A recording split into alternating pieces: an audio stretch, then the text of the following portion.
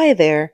I've been meaning to post this assembly video of my secondhand Nilus for over a year now, and life just gets in the way sometimes between a hurricane and pets and illnesses and life. I just didn't get round to it. So thanks for your patience, and here we go. This loom had been sitting unused for a very long time, so she was dusty and dirty. First thing she needs is a good clean.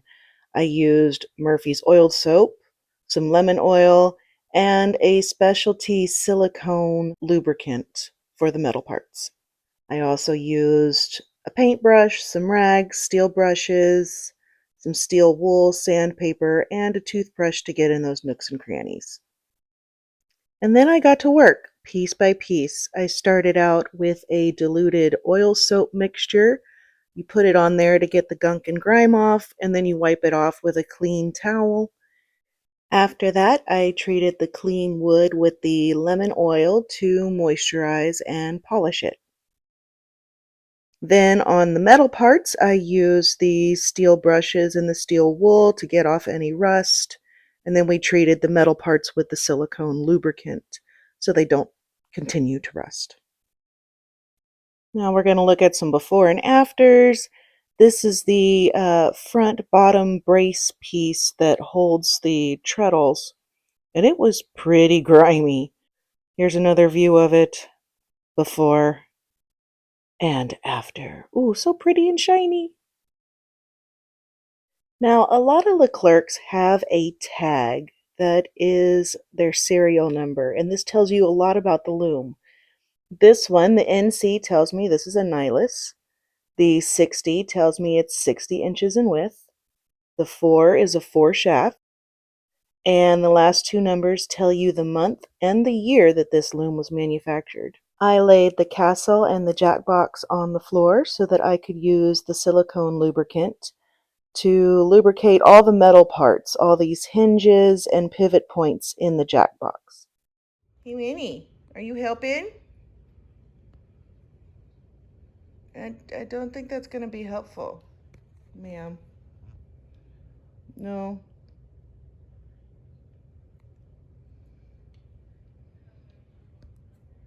Fluffy tail. The kitty booty. So you see I had my inspector while I was removing the old dry rotted foot pads off of the loom. I did that with some needle nose pliers and a screwdriver to pull out the really long nails that were in that cup there on the floor.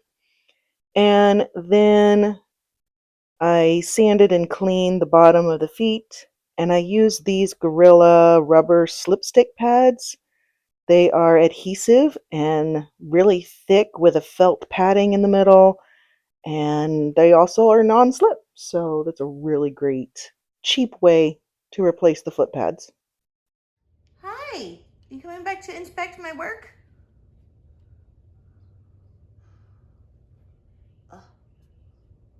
Checking it out, making sure it's all good.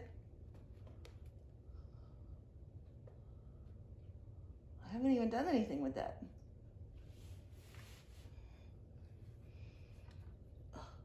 Don't knock it over.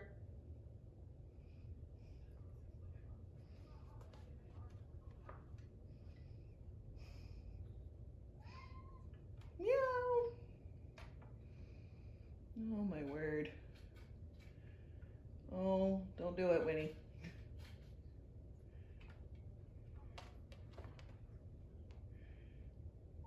I stopped the video too soon. And now it's time for assembly. You'll need a few tools for this part. At minimum, you'll need a square Robertson screwdriver, needle nose pliers, and some standard pliers. Optionally, you could have a wrench set, a ratchet set, and maybe a rubber mallet would be helpful. First, I attach these front cross pieces to the center castle. They have little notches that slide into openings, and I tap them into place with a rubber mallet and a towel to pat it.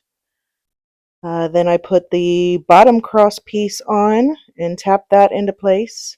I secured the moving parts with bungee cords and tipped the loom forward so that I could secure everything with the bolts. The bolts are really long, so they go in on one side, and underneath the loom there's these little openings where the nuts fit, and I hold the nuts steady with the needle nose pliers and then twist the bolt until it's snug. There are several bolts on each side, and then you repeat on the other side. It's easier when the back beam braces are lifted up and out of the way.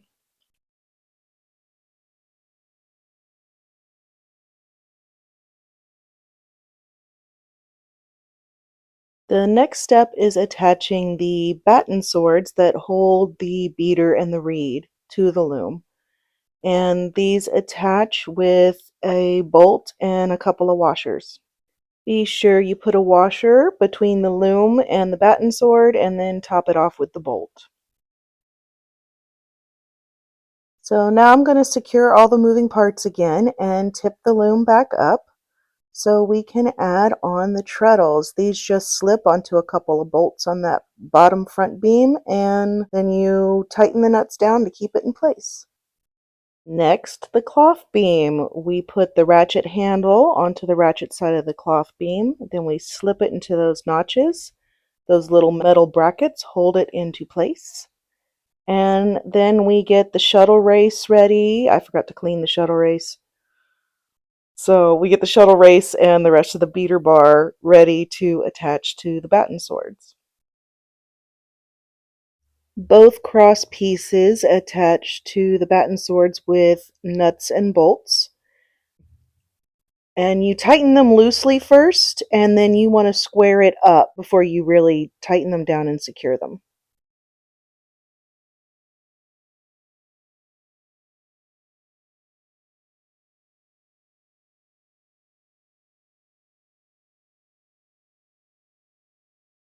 Later on, I noticed I needed to replace the pads on the castle for the beater bar, but I'll do that later. Adding on the front beam is really easy. It just slips into place and that's it. Now for the trickiest part of assembly is getting the back beam and the brake secured. If you have two people, I would recommend it for this part because I struggled, as you will see.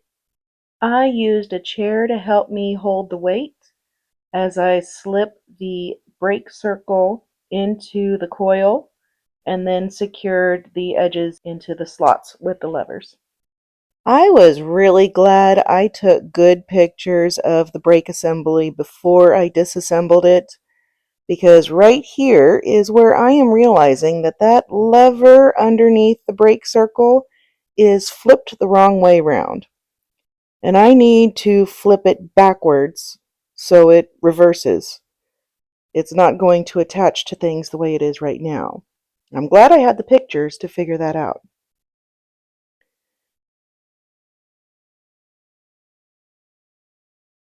I'm going to detach the brake from this side of the loom, flip the lever, and then I'm going to, I think, re-secure the beam back to the loom. Spoiler, it was not okay.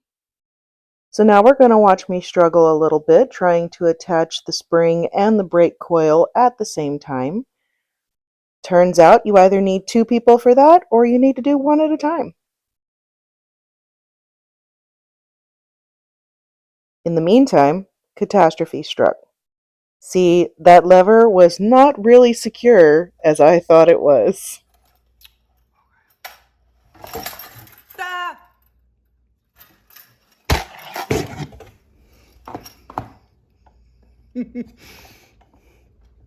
After righting my camera stand and putting the warp beam back on the loom securely this time, we tried the brake again.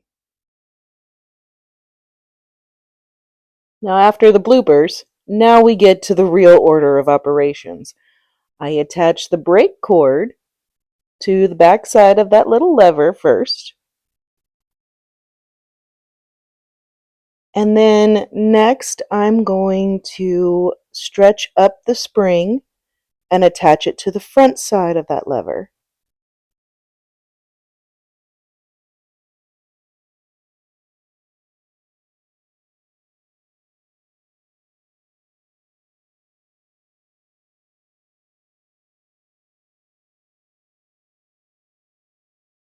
Now when setting the brake coil, you want to be sure that the brake coil's from the outside towards the inside, and that the coils are not overlapping each other at any point. If they overlap, that's going to cause your brake to lock up, and if they crisscross, that's also going to cause your brake to lock up and not release properly. Be sure the coil is flat and snug around the brake drum. Now this is the hard part, stretching the spring while holding this coil. If I let go of either one, they both spring away from me. But I got it, and yay, the brake is assembled.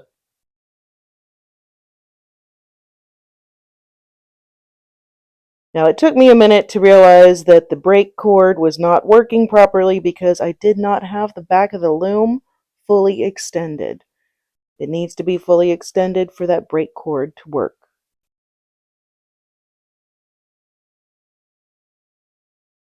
Now we're in the home stretch. I extend the back beam supports all the way and attach the back beam. This takes a little bit of finagling, but like the front beam, it just slips on. I did have to hammer it with the mallet to get it on. Next, we slip in our shafts. All the shafts are the same. It doesn't really matter which one goes in which slot. They just go in between those metal slots. I tried putting on the shelf, but my shelf holes were misaligned. This looks like a shelf that's made for a newer loom on an older loom, and so I decided to take it off until I could re-drill the holes. The next step in the manual is making sure the beater aligns with the rubber bumpers, but I did that at a different time. My next step was putting the tie-ups on the treadles. Each of the lambs has 6 eyelets that align with the 6 treadles. So I'm putting the tie-up cords into the eyelets where I want each shaft tied up. I'm using a walking twill pattern with a tabby in the center. Then I attach the cords to the treadles using these pins, and you be sure to lock those pins in or they'll slide out. A walking twill alternates left, right, so it feels more balanced when you're weaving.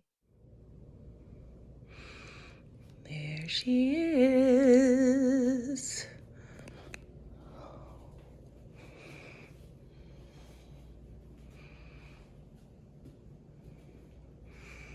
All put together. Look at that. So I realized I missed a step. I didn't put these pawls on top of the brake like they're supposed to be. But that's an easy fix. We just unlatch that right there. Lift this side out a little bit, flip those up, put it right back. Easy fix. And like that, it's done. And now Big Betty is all ready for a test warp. I am using the warp that she came with. The previous owner didn't want it, so I chained it off and I'm going to reuse it. I'm slaying it a little differently than she originally had it. I'm basically doing a log cabin pattern. So I'm slaying 1 pink and 1 green thread in each dent of the reed. About every inch or so, I tie a slip knot to secure things. And my supervisor is always watching. I made these little shaft risers out of cardboard and tape. It just lifts the shafts a little bit higher so it's easier to thread. Now, I'm threading front to back, so I've got the reed in the loom. The reed is already slayed. I'm pulling the threads forward, and I'm going to thread them through the heddles. I usually do groups of 4 when I'm doing a twill. That way I can make sure I'm counting 1, 2, 3, 4 each time. And we're going to pause for a moment to enjoy rainbow time. I have a prism in my window, and in the evenings, in the afternoon, when that western sun comes through, oh, it's just beautiful. Look at all the rainbows. Love it, love it, love it. It brings me joy. This is the threading, about 3/4 of the way through, and then this is the threading finished. Now, as I thread these, I take small bundles and I even out the ends and I knot them to secure them. This keeps them from falling out of the heddles, and also then I use those knots to lash on to the warp beam. And this is how I beam. I use water bottles as weights. The reed sorts out the order of the threads for me. I use a couple of leaf sticks to apply some even tension. And I beam on really slowly. I move the water bottles down every couple of turns, and I always get a really good tension this way. My last step is to tie on to the front beam with as even tension as I can get. And then I check all of my sheds. I check all 6. This one has a discrepancy, so I adjust my tie up a little bit so that it opens even and clean like this. Nice big wide. I check all 6 sheds, make sure they're all looking good. And finally, it's time to start the weaving. This test weave is coming out beautifully. Look at that log cabin. It gives a great 3D effect. This loom weaves like a dream. I am so happy with it. And before we wrap up the video, I want to introduce you to my new channel mascot, designed by ArtisticBat. I'll link her below. Look at this cute little zombie, and we even included Winnie in it. I don't have a name for her yet, but we're going to figure out a name for her. Thanks for watching. Hit those like and subscribe buttons, and happy weaving!